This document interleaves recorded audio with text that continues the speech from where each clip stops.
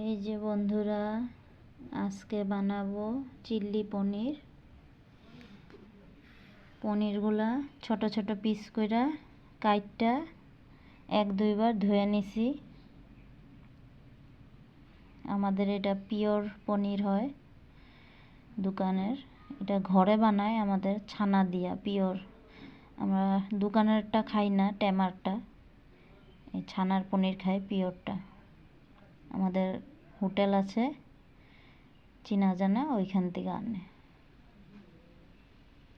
একদম ঘরে পিওর বানায়।